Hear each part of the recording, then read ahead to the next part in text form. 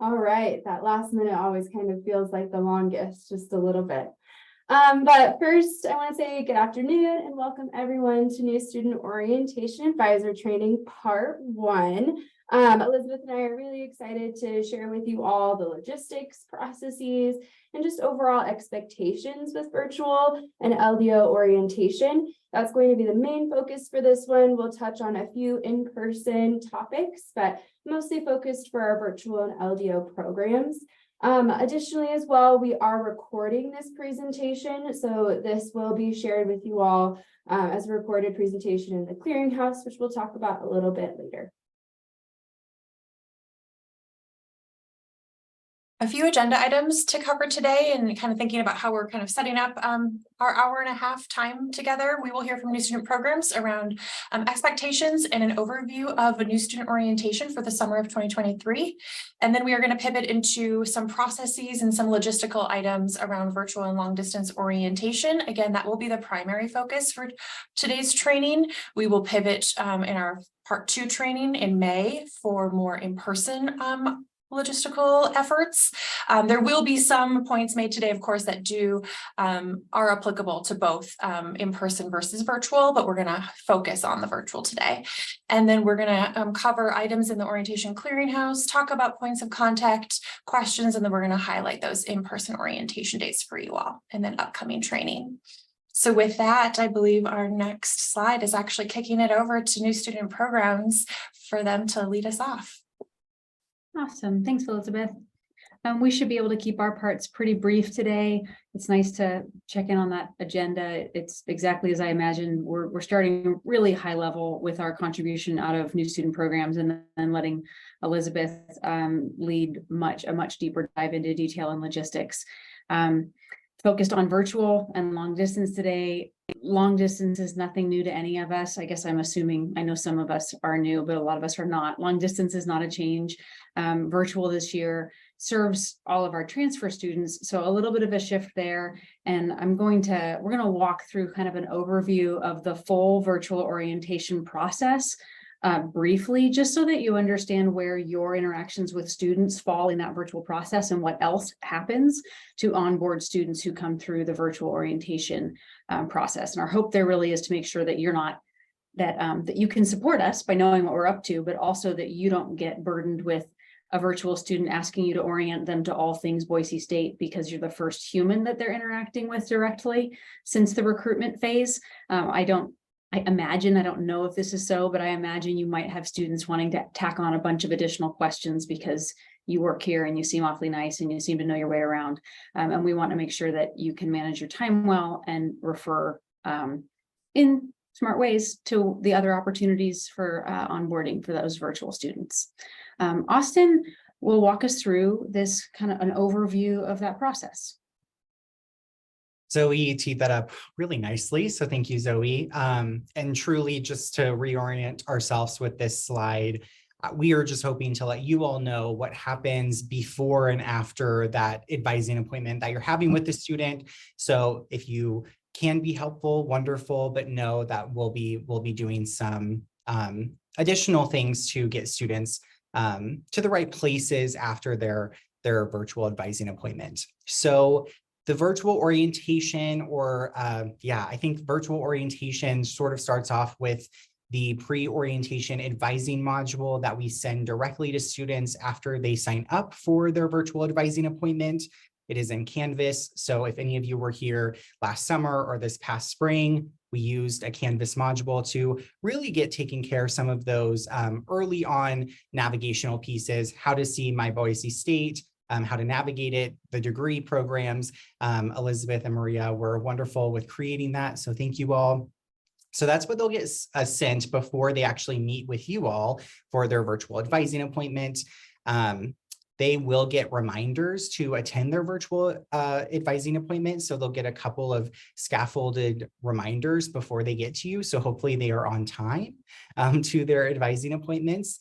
And then after they attend their advising appointment, typically about an hour after they finish their advising appointment, they will get a post-registration email. So that is an email we have scheduled to send that will invite them to contact our office if they have additional questions.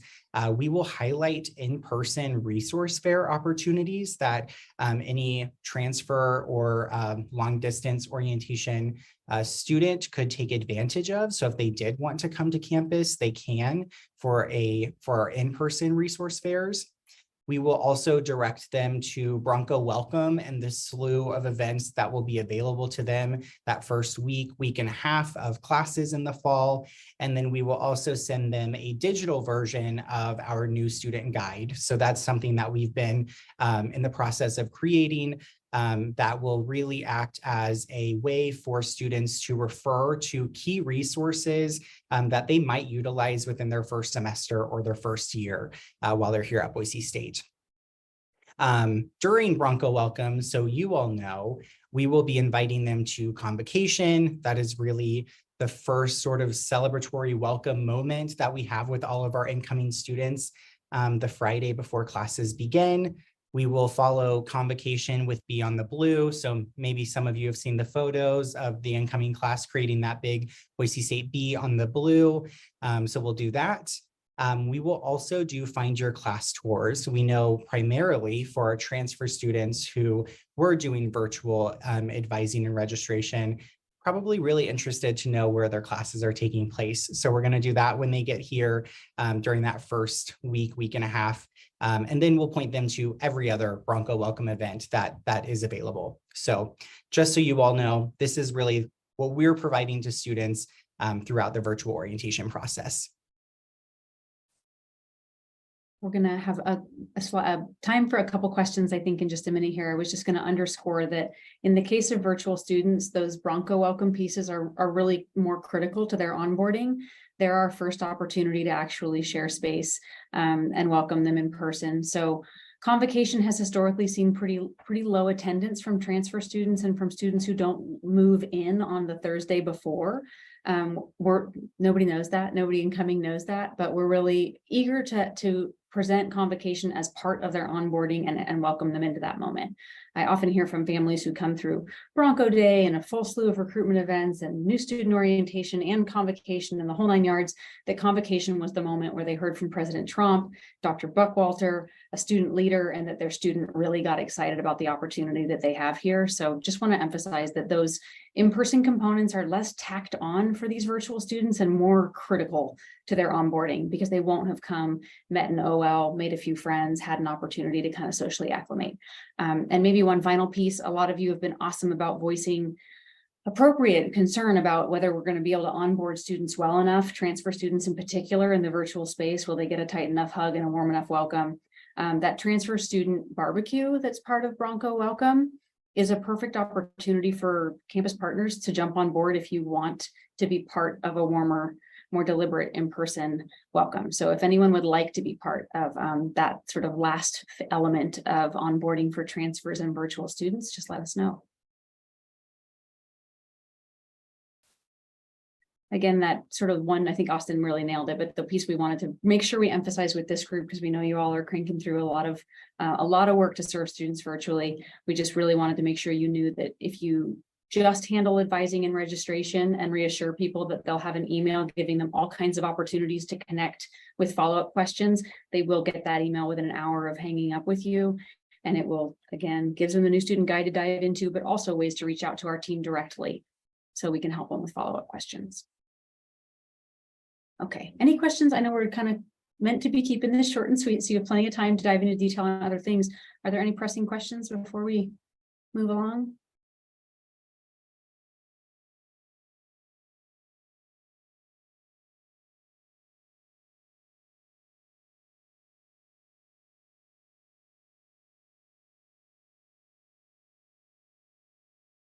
Okie doke. Elizabeth or Maria, is there anything that you hoped we would mention that we've not addressed before we get out of your way?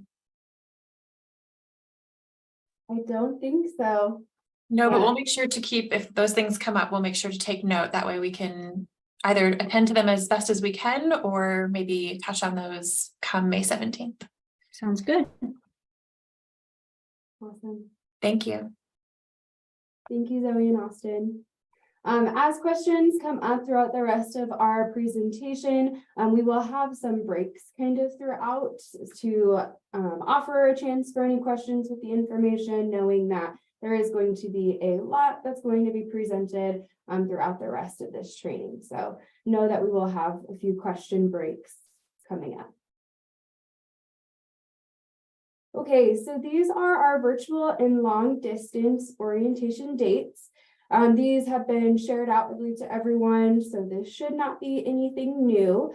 The important thing that's added on this presentation is a link to the Zoom meeting links in Slate folder CAPS Google Sheet. This will be an important reference to continually be looking towards as it shares the settings for each set of Zoom appointments.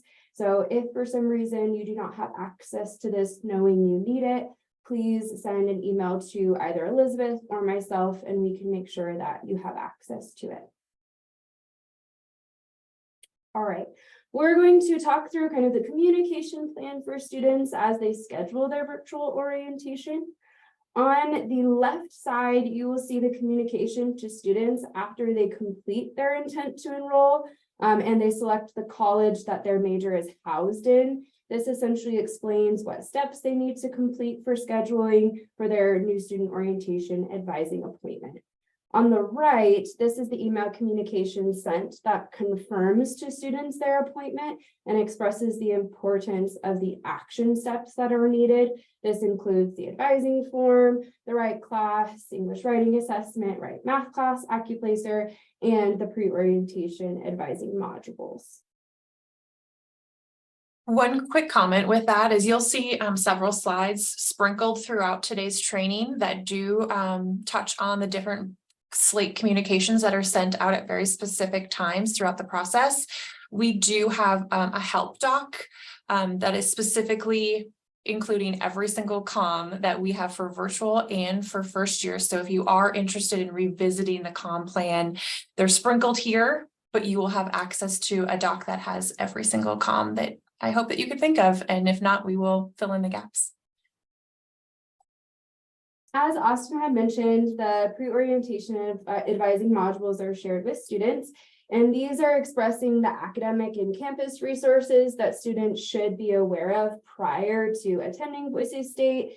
Each college has a specific module that's represented and expresses further information about the college, academic offerings, and advising practices specifically for orientation. Students are also reminded and asked to complete required action items. That was also stated in the email communications. There are also virtual courses that are specific to veteran students and international students as well.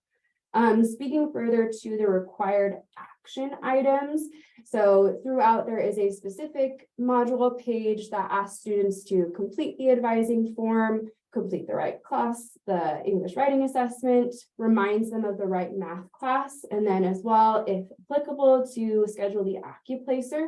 Some key notes with the AccuPlacer is that students must email Dane Johns at Boise State to schedule if they are planning on taking the AccuPlacer prior to their orientation program. So this would be for virtual, or if it's prior to the in-person program. If a student is planning to take the AccuPlacer during their in-person program, then when they go to testing services, they need to let them know that they are a new student attending new student orientation. And this is what happens. Why do we do this? The fun fact.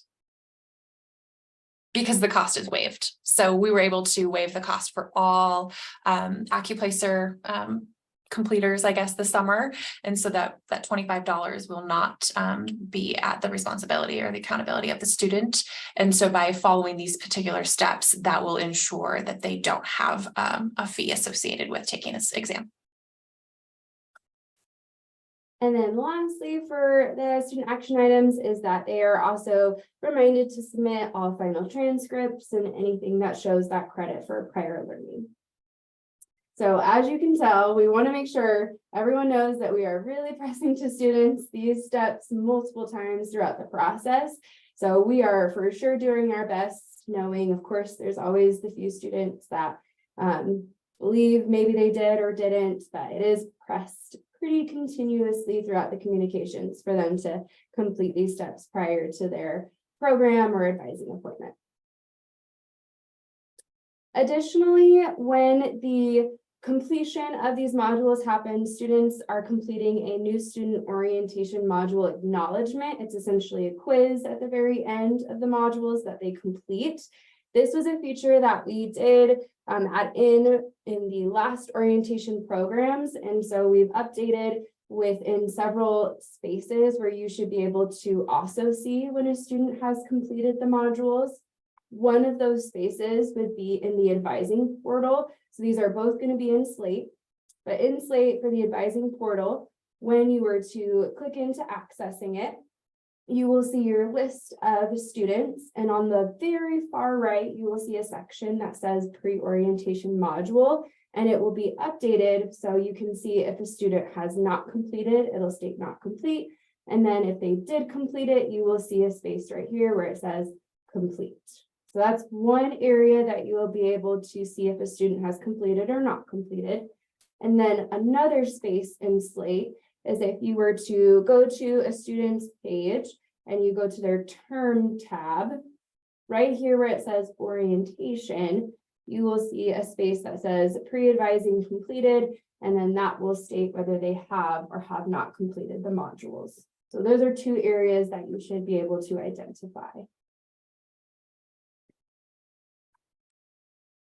Really quick around the module before we jump into like overall LDO or virtual, I just want to mention that a student does have to schedule their advising appointment in Slate, and then within 24 hours, they get access to the Canvas course. So it's not immediate. It really depends on the cycle and when they've actually scheduled their appointment. And so the Slate integration to Canvas runs at noon, and then I think at like 12 a.m. So it happens twice a day. And so it really is contingent on the timing which they scheduled. It won't be something immediate. And so while they receive a confirmation letting them know, that confirmation still says check back in 24 hours, and then they get a 24-hour reminder out. This is different than in person. Students are getting access, but they don't know that they have to do this yet until about 30 days or that month out email. We will cover that more in the next training, but just knowing that the timeline of when a student gets access and also is prompted to start engaging with the module are different from virtual students to our in-person attendees. And this is a good chance for a quick check. If there are any questions, we can have a brief pause around the modules or that communication. I had one question about the AccuPlacer fees. First off, it's really awesome that y'all were able to get them waived for everyone. I know for the College of Engineering last year, we were paying only for their first AccuPlacer test. Is that also the case with this, or does it matter like if they did the second test during the course of orientation? Great clarification. It will be their first one, just like how engineering did it last year. Thank you. Any other questions around orientation modules, those action items before we continue? Okay. Zoe or Austin, you are also welcome to assist with questions around this piece, or if there's something that's missed, feel free to jump in. But for the kind of overall processes for students to be considered with the virtual or LDO orientation, they must have a transfer admit student type, or if they are first-year students, they will need to submit an application, and then the following reasons listed for a virtual LDO are on here. I don't need to read through every single bullet point to save us a little bit of time, but there are specific reasons that could help with that applications to qualifying for that virtual or LDO orientation.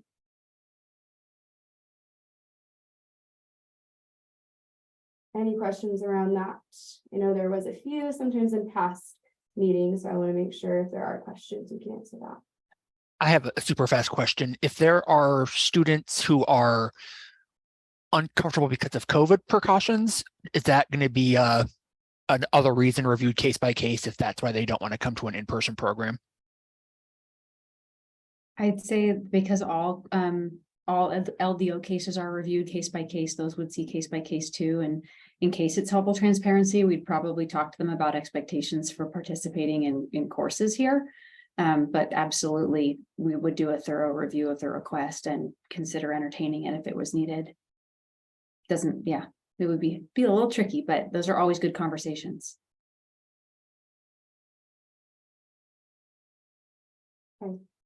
Continuing on, back to those communication pieces for students. So students do receive communication about their advising appointment 2 weeks in advance, as well as 48 hours in advance. The 2 weeks out does remind students about their modules and other action steps that are needed. And then the 48 hours out generally remind students of their appointment, the date and time.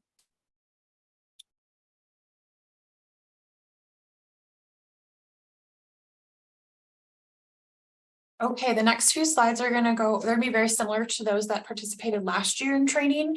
Essentially, we have a slide per program outlining when the program, what particular program we're talking about, when the program closes, when campus partners, including you all, will receive the RSVP list.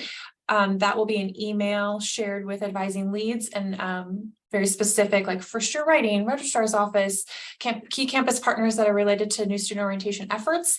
And then it'll also be available on the clearinghouse. So everybody can access it at that point. I will encourage those leads to share it with staff for timely access.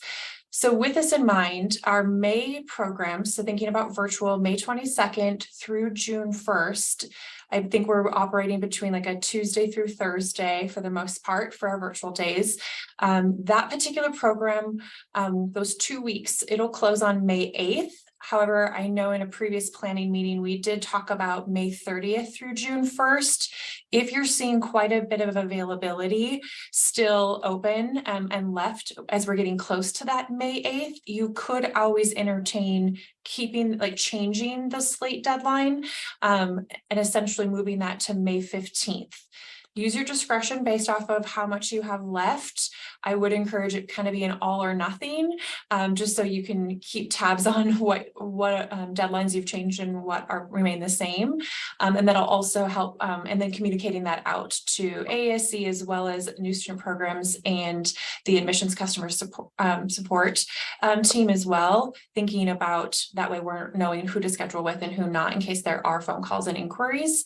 But that would be a one opportunity to shift that deadline, thinking again, May 30th through June 1st, that second week in May, if you have a bit of availability left, knowing that we are only a couple weeks out from the May 8th deadline, feel free to adjust accordingly. Since that date will close on May 8th, for those that we do keep that solidified, it'll allow my insights as well as Slate to kind of regroup and reset and to allow us to pull that RSVP list and share it out on May 10th. Again, that'll be shared via email with our college advising leads and key campus partners, and then it'll also be added on the clearinghouse at that time.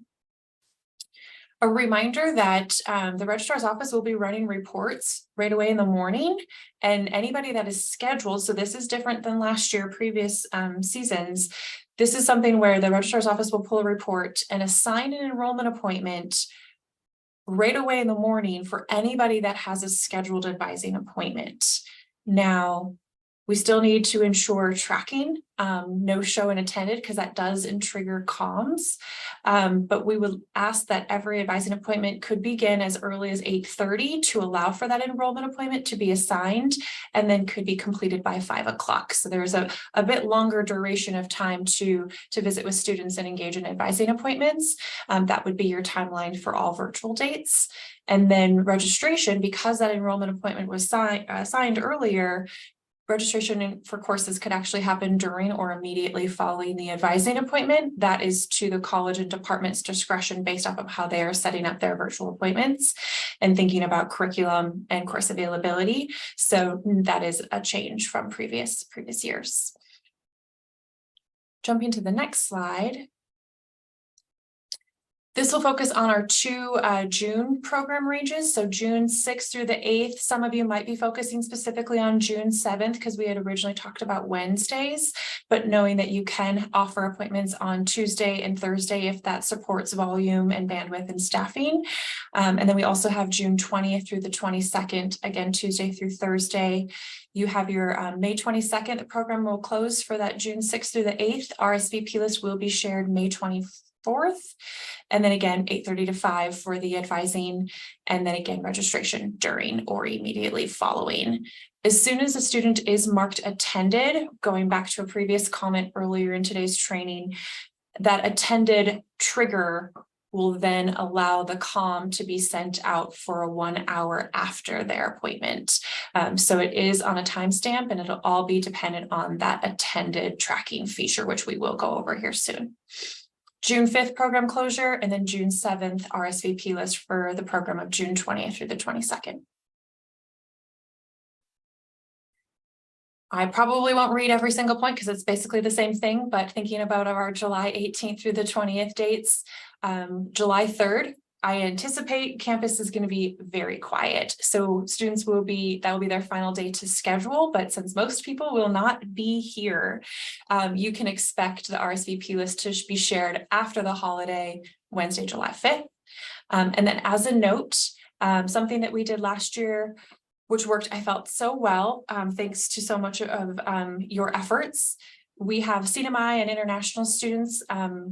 What we're going to do and what we're working with international admissions with is that the students have the opportunity, and it is on the July and August slides, but it's actually also applicable to June virtual as well. So our June 6th through the 8th, as well as the, I think there was like one more, the 19th or something, or the 20th. A student can choose June, July, or August dates if they are an international or CNMI student. If an appointment already exists for a time that works for them, Life and International Missions will go ahead and just make that appointment and schedule them. If that appointment is currently tentative, so it's in the future and it hasn't been opened yet, she will let the college advising lead know that this is potentially an opportunity and take place. That way we can work things out. And I know that was discussed in a recent planning meeting with the college advising leads, so that communication will happen. But know again that it's not just July and August, it could also take place in June. And then in the event that, given time zone differences, there aren't any available appointments that could necessarily work for the student, that will be an independent target outreach. And we will work with you all just like we did last summer. And there was such a quick turnaround response rate, which we really appreciated. And that student got scheduled and served in a really timely manner. So just knowing that the time allotments might shift slightly, or we might be reaching out for a few exceptions, but that number is typically pretty small, and they've been pretty good about filling in times that are already available in slate. And then jumping to August, this will be our final virtual program. So August 4th, 7th, and 8th. This is slightly different. So we have July 26th will be a snapshot day, and I'm toggling between the 26th or the 28th. If anybody has any strong preferences, I'm really open to exploring, is it the 26th or is it the 28th? What will best serve you and your preparation efforts? This is going to be a snapshot, knowing it might be an incomplete or most likely an incomplete list, but we will share with you who we have scheduled for this August date range thus far. And then knowing that students will still be able to schedule themselves automatically through the system until August 3rd in the afternoon. I believe everybody has a 4 p.m., 3 p.m., 4 p.m. deadline in slate. And then that way we are serving those that have met that August 1 application deadline and have received their admittance notification, and then they're wanting to still be served through virtual orientation. At that same afternoon, the final RSVP list will be shared.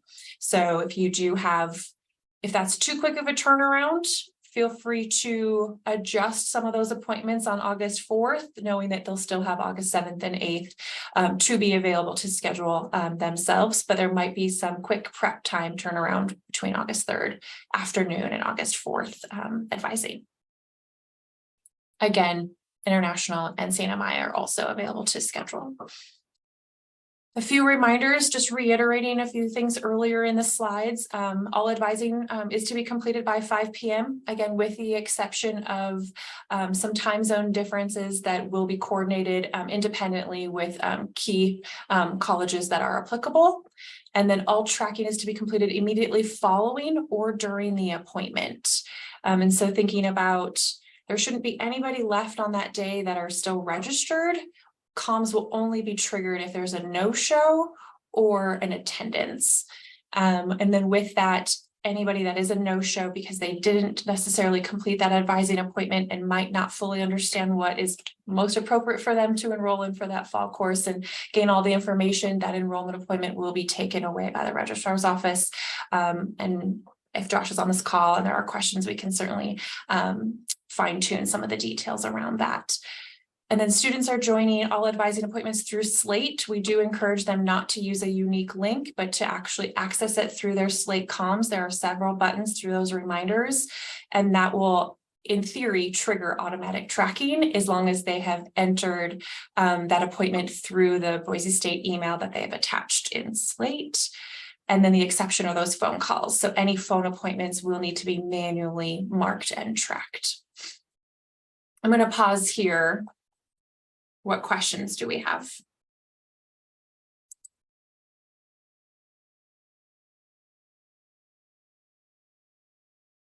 Okay, feel free to raise your hand or unmute. Let us know. I'll keep going, but if those come up, please do ask.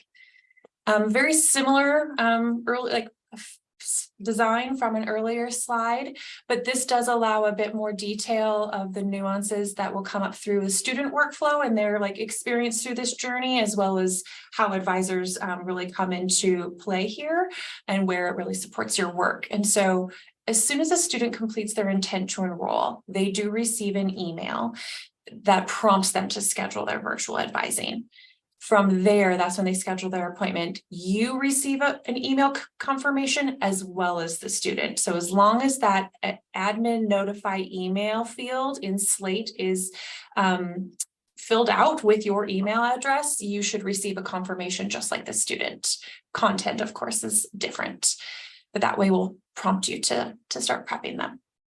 Then the student in those comms will be encouraged to complete those placement assessments, their pre-orientation advising module, and then have the opportunity in several different places to upload documents, unofficial transcripts, test scores through the advising form. Again, that advising form feature is now in Slate. It will not be a Google export in the clearinghouse. You can access that in multiple different ways through the Slate platform. And then receiving the advising appointment reminders, again, we sprinkled those throughout 2-week, 48-hour. They will also receive a 1 hour before text message. And so I'm hoping that that last effort will catch many students, or at least I think that's where you all receive several inquiries around oh, I got the time wrong. Maybe they're in a different time zone than we are. So thinking about, we'll go through rescheduling features in just a moment. But once you receive that confirmation, please go right ahead and start prepping the students based off of your workflow and staffing structures. And then please be regularly checking Slate. We know that it does not necessarily talk and feed to Google Calendar. So in the event we don't have an admin notification email and that doesn't prompt a confirmation to you, it is really a best practice for you all that do have appointments to be continuously looking at those Slate folders, your calendar with all various different types, if you're in multiple folders, just to ensure that all students are prepped and accounted for. And then again, that reminder of 8:30 to 5 for advising appointments and tracking that attendance versus no show. And then we have, I'm going to move you all over. Oh, sorry. Can you go back to that slide? Thank you. And then the student, they again can register during or immediately after. Communications will prompt them accordingly and remind them. And then receiving that confirmation email of advising in the event that there was a no-show, they will, in that communication and email will include next steps for them to schedule a new appointment. They could also email you directly, and that's where we can talk about a couple different options here. Okay, next slide. Thank you. So on the left side, you'll see a mock version of completed advising appointment confirmation, letting them know. So if they haven't already done so, they are welcome to register independently. They don't have to show up to any particular space to do so. However, if they have any questions, we do include instruction help guide document for them. And then New Student Programs has included several opportunities for them to connect outside of the virtual advising space prior to their arrival for the fall semester. And then on the right side, we do have a no-show example, essentially saying, sorry, we didn't see you. There will be a delay in your ability to register for classes. They can click that button to find a new appointment, which would be essentially at a future virtual date range, since all of the virtual appointments that you would be supporting that week will have already closed. We will change this particular comm at the end of the semester when there are no other virtual dates to essentially schedule for, and that will prompt them to, I believe, is it August 9th? Is that the date that we had landed on? Where all new students, if they have a 23 admit, they will be able to enroll even if they didn't necessarily complete orientation.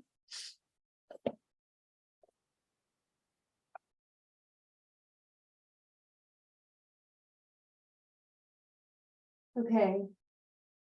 We're going to do kind of a quick overview of Slate. I know majority of people have a lot of experience with it, some have been using it, but we're just going to do kind of a quick review around the Zoom appointment settings that are going to be the most important to really pay attention to.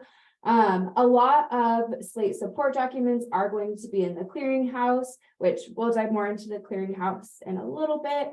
On this presentation, there is a quick link to Slate if there are anybody on here who is new and needs access to it. The main thing with Slate, to kind of review the important fields, it would be that making sure you have the inherent advising realm here, important to select so that way it populates the correct template that's there, as well as the NSO, individual advising and registration. When selecting the template, it's the only one I believe that says NSO, so it should be really easy to identify. The other thing within the folders, so many are familiar with choosing your college folder and then the specific major/department that that appointment's going to be housed in. The support document that's going to be provided in Slate will talk through the specific date settings. This is also, as mentioned before, can be found in the Zoom CAPS settings Google Sheet. So in the very beginning, when we mentioned that, that's going to be another place to find the specific settings for the dates and the deadlines for each of those specific virtual program timeframes. The other thing, this is one key thing that gets kind of missed is the time zone. It does not automatically populate, so that is something that you want to make sure you select for the Mountain Time. If you need a user too, please make sure they are included in there. And then, as Elizabeth said earlier, the admin notify email, that is often missed piece that sometimes we notice in appointments. And so this will be really important to make sure you're notified about the appointment bookings. So please make sure that your email is included in there. And then in the location tab, double check that you do have your unique Zoom link that's included in there. And then when you had selected the template on the prior tab, you will have this that populates for the instructions that gets communicated with students. But the key thing here is including your unique Zoom link in this URL space. Something that is newer that's updated is that under the registration settings, this is where the privacy box is now located, and it's important that this is unchecked so that way it does display on the public landing pages. So if you're noticing that there are students who are stating that they are not able to see the different appointments that you scheduled, it is probably a good idea to check here, because this will be a good place to note if it is showing or if it isn't. So this year, tentative will serve as locked instead of this box like in previous years. Once it's active confirmed, we don't have to even worry about this particular privacy setting because then it will be available, like Maria said.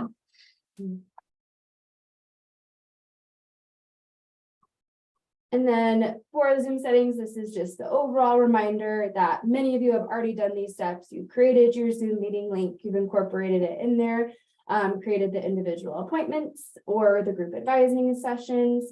And then just a reminder to make sure you've granted scheduling privileges. So you've included the user to double check the privacy box and just confirm your Zoom settings prior to everything getting started. There's a lot of text on this slide. I am not going to read it all because you will have access to the slide deck and the recording. But this is essentially a step-by-step in the event that this can be a kind of a walkthrough, ensure we are doing the various things along the way. I think what would be most helpful is to show you all of this and highlight some key steps so we can jump to the next slide. But this is essentially a summary around steps to follow for tracking. And so the first thing on this particular slide is going in and looking at all your appointments for the summer and making sure that there's a start time and an end time. This could be something that is easily missed when you are creating multiple appointments at once rather than just one by one. What ends up happening is if there is no end time, the appointment starts and ends at the exact same time, and the student actually isn't able to connect to your appointment. So while you might be sitting in your Zoom room, it looks like you're being no-showed, when in reality they're trying to, but it doesn't quite work because the appointment is over based off of the system. So making sure there's a start time and an end time is critical prior to the appointment taking place. And then let's say a student has joined you and you've engaged in conversation, you're going to launch check-in. And then once you click that button, we can jump to the next slide. And in theory, as long as they have access through their Boise State email, this form status and tracking what is highlighted in orange, the status there should be marked automatically as attended. You're going to want to just confirm that. As long as that's true, you're good to go and you can conclude event. For some reason, if it is not already showing and they did actually attend, make sure to mark the checkbox on the left-hand side, and then you can conclude event and you'll be able to see that status change. In the event a student, let's say it's a group session, jumps in but doesn't stay for the whole time, or what you would, categorize as completed advising to get all the necessary information, you could go manually in and make sure that they were unchecked and marked as a no-show because they would still need to engage in conversation with you. So you can essentially manipulate that based off of their participation and engagement, should they be marked as attended or a no-show. If they are checked, they will be attended. If they are not checked and you conclude event, it will be marked as a no-show. You should get a prompt, and it's not the most intuitive message, but basically it's saying anybody that's not selected will be marked as a no-show. Next slide. Okay, I'm gonna actually pause there. Are any questions around tracking in Slate? Zoom in theory should automatically do it. Phone appointments, you do have to go into every single one and track them. Launch check-in, mark them, conclude event. Any questions on that or a rephrasal needed?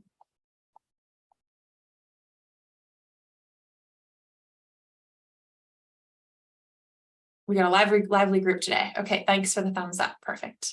Okay, let's jump into the next. We're going to focus on rescheduling and then a little bit more tracking because apparently that's super important. So I do want to kind of set the tone for the next two slides.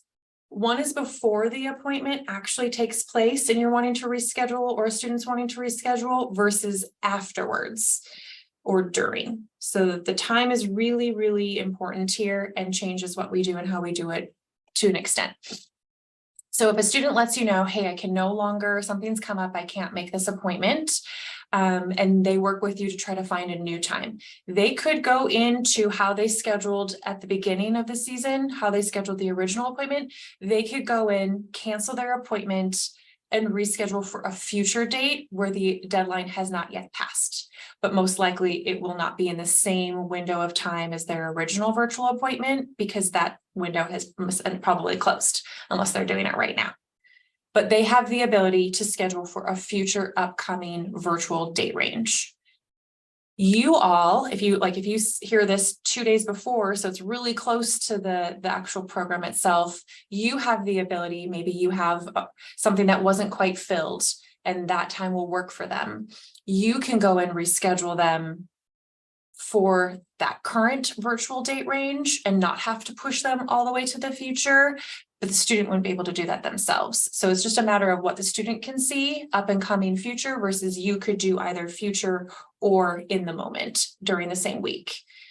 What is really, really important to ensure that comms are intact and the student gets the most up-to-date version of comms is when you go and click into the new registrant, a little pop-up will show and it'll say reschedule or cancel. You're actually going to want to hit the cancel.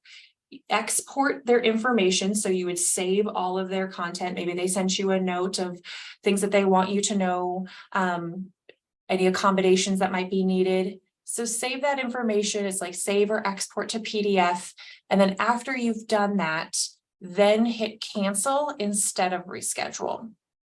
What that does then is it cancels that first one and it moves the appointment altogether. And then you would go and schedule them on the agreed upon time, like a brand new appointment, essentially, at the time and date that works best for the two of you, and just reschedule like it's brand new. That will trigger a whole new set of comms with the right link, and it'll follow our same comm plan. For some reason, that button is just not quite working exactly the same. If admissions is on the call and I'm not communicating this properly, I encourage you to jump in and correct me. But I think I think my understanding is on par there. I'm going to pause. Kyle. Yeah, Liz, I'm just gonna Perfect. confirm that. Basically, like the system only can send comms for one specific event. So if you click the reschedule, it's not tracking that the other one's been canceled right away, and it's just kind of causing a lot of issues with comms. Also, if you just want to jump in, if you're signing someone up for an event that's still tentative and you're not activating as confirmed first, it will not send the comm for that event to the student. So cancel them, activate an attended event, then sign them up, and they'll get all the right emails about everything they need to do. Perfect. Thank you for that extra notice. Okay, let's go to the next slide. So this will be if a student misses their appointment and so weren't able to make it. It's now either at the current time of their appointment or their appointment has since passed. Essentially what will happen, as long as they got marked as a no-show, they will receive the you did not attend, or if you go in and cancel it because you're learning in the moment that they can't come, you can go in and cancel the appointment. They will still receive a comm saying your appointment has been canceled, whether they do it themselves or you do it. That comm will be triggered. No show or cancel. Again, the student has the ability to go into the system and look for a future date, but won't be able to see the week in question because those have now closed. If you have coordinated a time to see them the next day, later that day, but in that same virtual window, you would need to, again, essentially schedule the student for them. With that in mind, again, as long as they got marked as no-show, you can go in and schedule them for a new date. You don't necessarily have to fully cancel them. So it's either a matter of tracking them as a no-show, scheduling them for a future appointment, or canceling their original and scheduling them for a new date. Either way should work, but we just won't use the reschedule button. Was that clear as mud? Did I confuse everybody? Or are we doing okay? We're doing okay. Great. Next slide is truly just a summary. So rescheduling process. If you're changing advisors, maybe something unforeseen happened and a student cannot, or that advisor cannot support in that way for that day, using that user 2 feature is going to be really important that Maria showed and displayed on the screen. And then not only adding that advisor in Slate, but ensuring that that advisor can open up the original advisor's Zoom link. We can't be sending, or we can't change the Zoom link because all the comms have connected the original Zoom link. So when the student goes to enter the appointment, they are entering that first Zoom link. And so that's why it's really important that the user 2 has Zoom privileges as like a co-host, alternative host, to enter that Zoom link, open it, start the appointment, and engage accordingly, track and move on. So it's just a matter of keeping the same date and time for that student, but just changing who is in the support role, adding them in Slate, adding them in Zoom, we're good to go. And then we just highlighted if you're same advisor, but you're just changing the date and time, you would just follow the previous 2 slides. Next slide, please. This is an old version of the RSVP list, but essentially same is true for this upcoming year. It'll look relatively similar. What you can expect for our virtual RSVPs is that the master will still exist and the colors will coordinate by college. You will see Maria and myself adjusting column A throughout the summer. That could include student rescheduled from a different, like moved from one program to the next. They have canceled their orientation program. They are deferring, they are not coming. So many different cases. We will update column A of the master tab accordingly.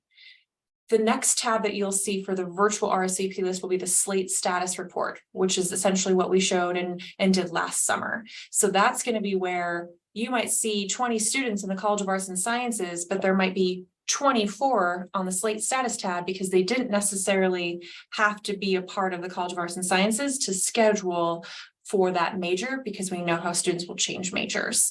So essentially what that Slate status tab will show is what the student, who the student is, what folder in Slate they scheduled with, what time they scheduled, and who they scheduled their appointment with.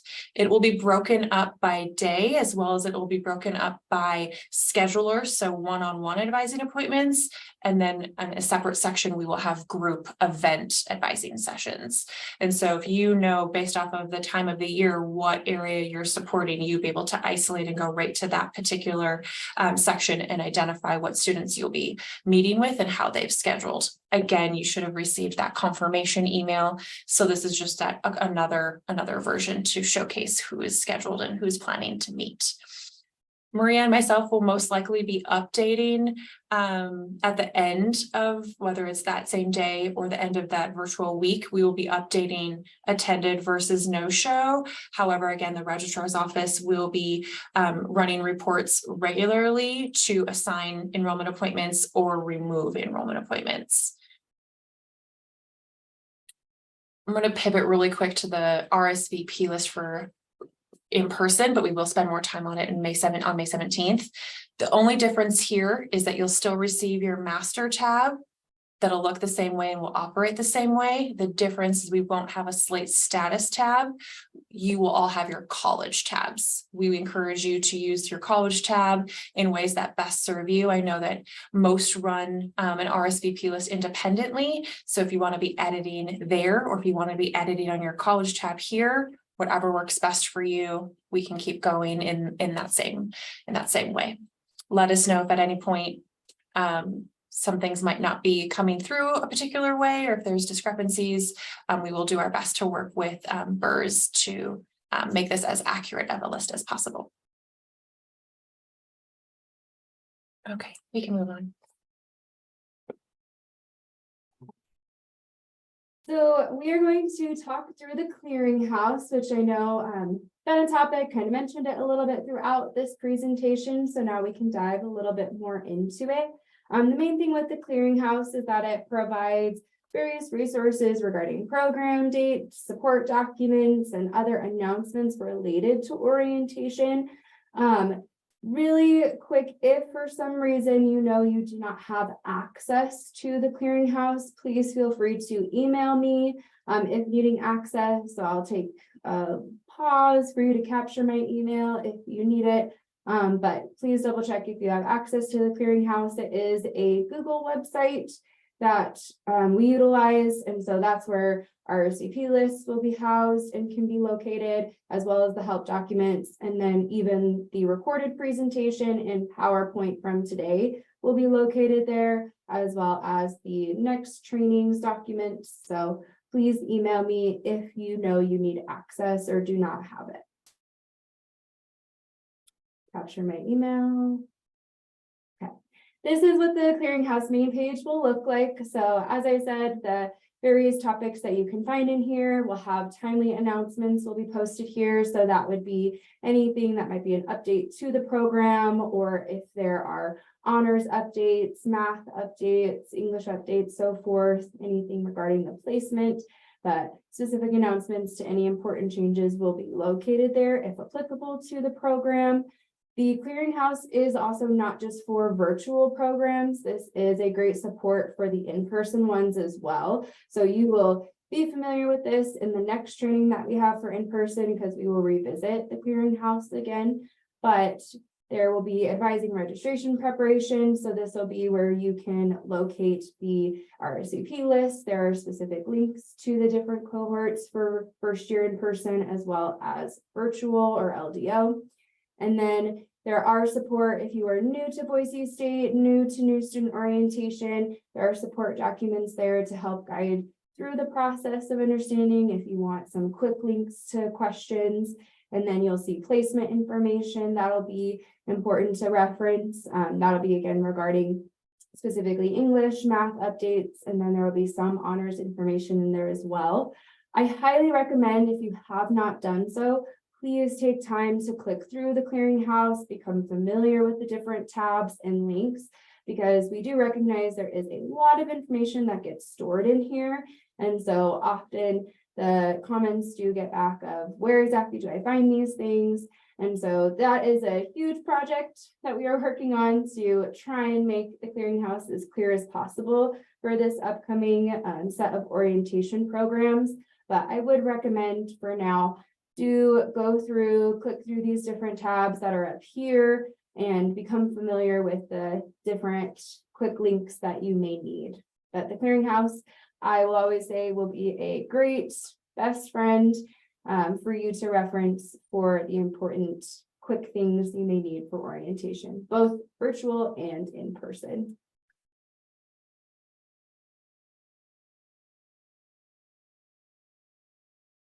Me, right? Yes. Okay.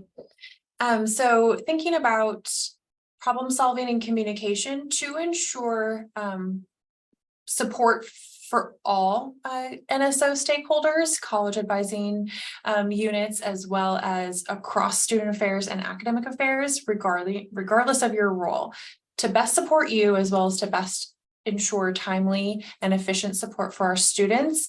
We really encourage following our identifying the issue and our various steps here. So with that in mind, like Maria just pointed out, what materials are already at your disposal and have been shared through either training, the clearinghouse, planning meetings that could be more broad, as well as internal departmental efforts. So what do we already have access to? And then also utilizing our systems, PeopleSoft, Perceptive Content, Slate, and the various forms within the clearinghouse. And then with that, if we're still not able to identify a solution, how can you troubleshoot locally? Thinking about your leadership within your units, other key stakeholders, contact a team member, reach out. There might be something, I know there is a lot of information sharing, and we're all at various different stages of supporting Boise State orientation, but there might be different perspectives within your team.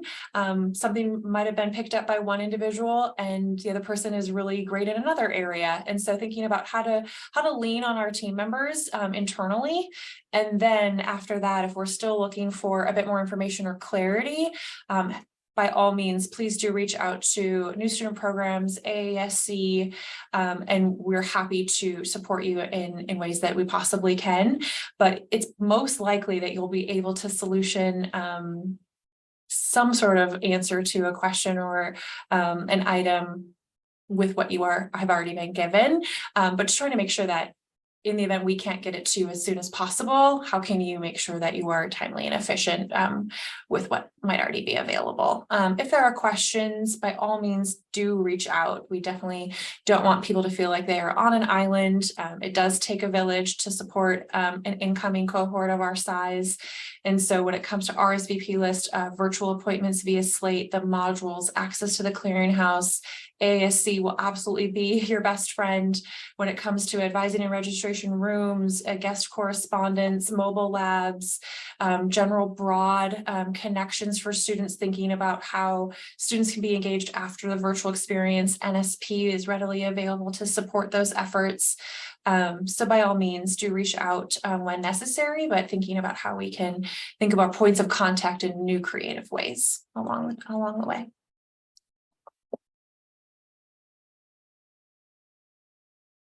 With that in mind, we have quite a bit of time for questions. When we are wrapped with questions, we will highlight the in-person dates in our upcoming training, but would love to create a good amount of space for what you all would like to hear, whether it's reiterating something, sharing something new.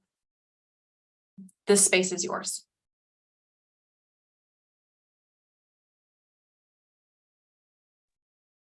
Towards the beginning, Maria, you were talking about Slate. It was like 20 minutes in, and it was about information you can see, but I'm not as familiar with the pages that you were looking at, so I didn't know if you could bring those back up. No, it was before. It was before that. It was right before processes.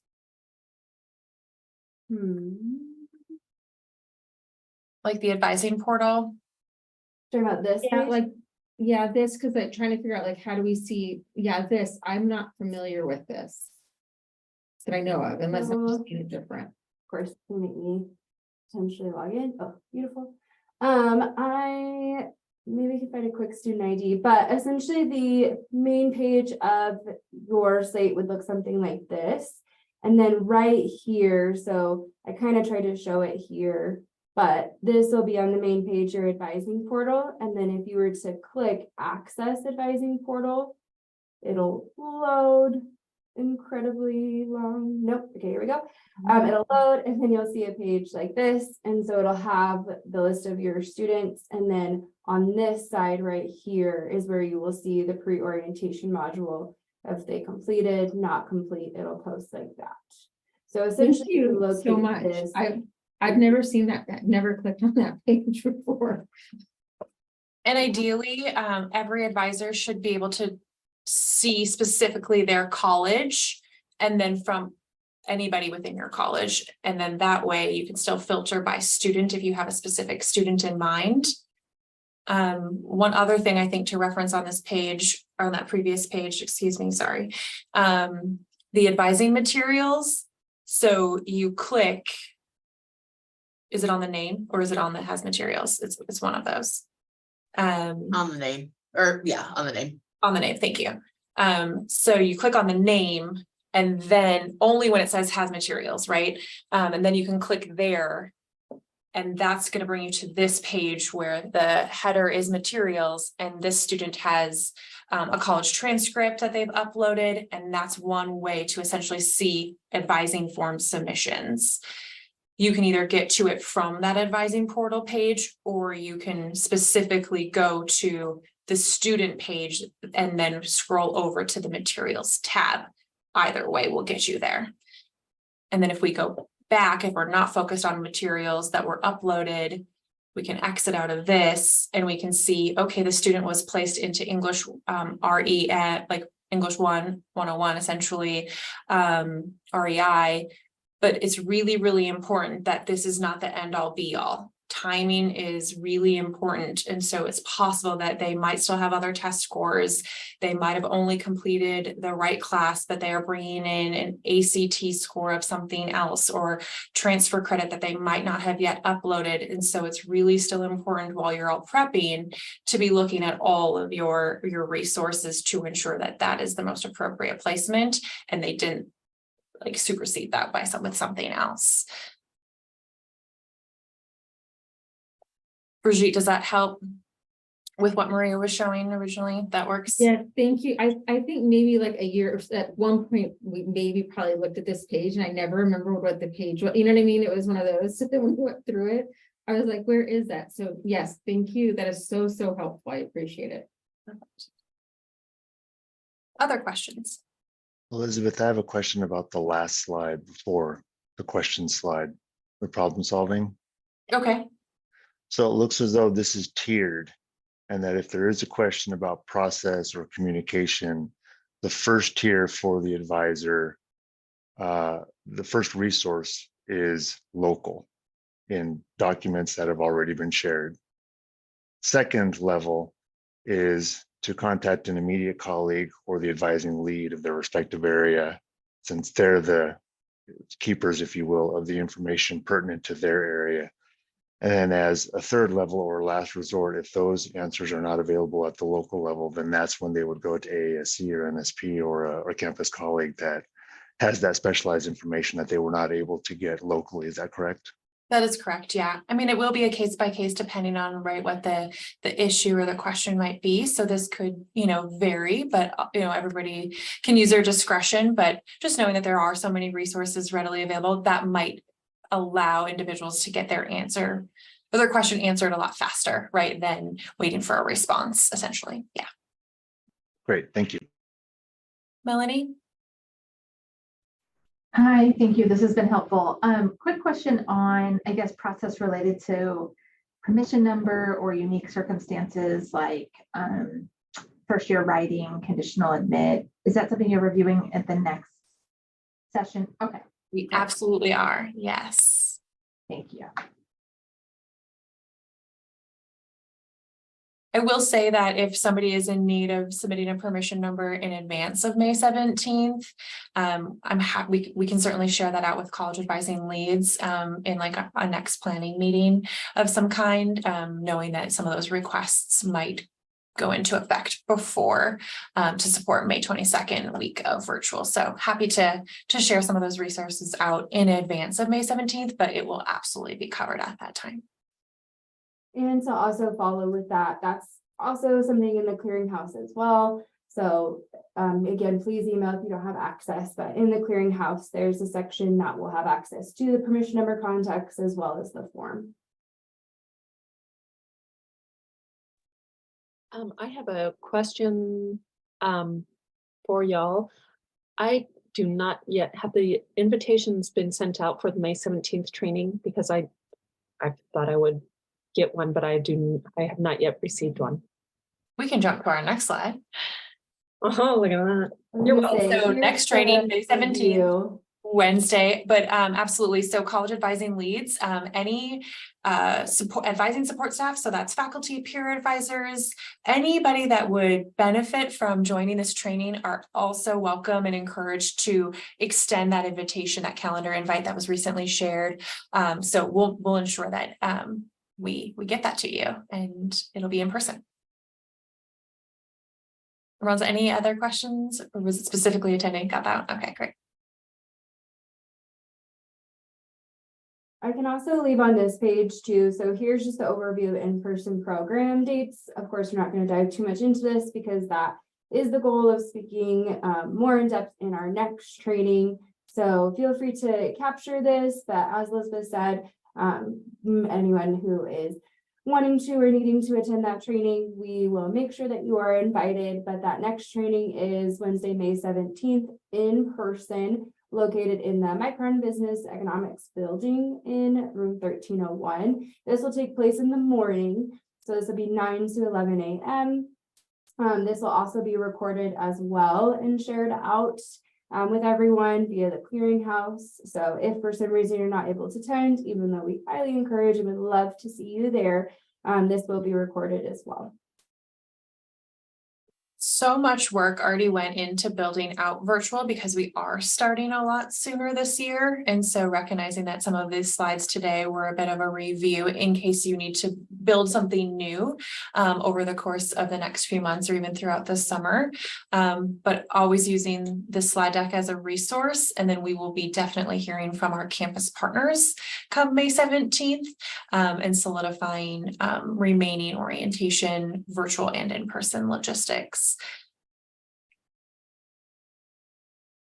What other questions does the group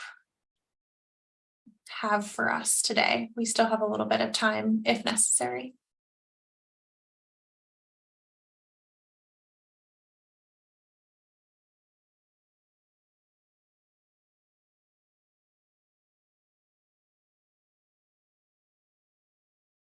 Okay, well, if there are follow-up questions, by all means, please do reach out to your college lead or send an extension to us.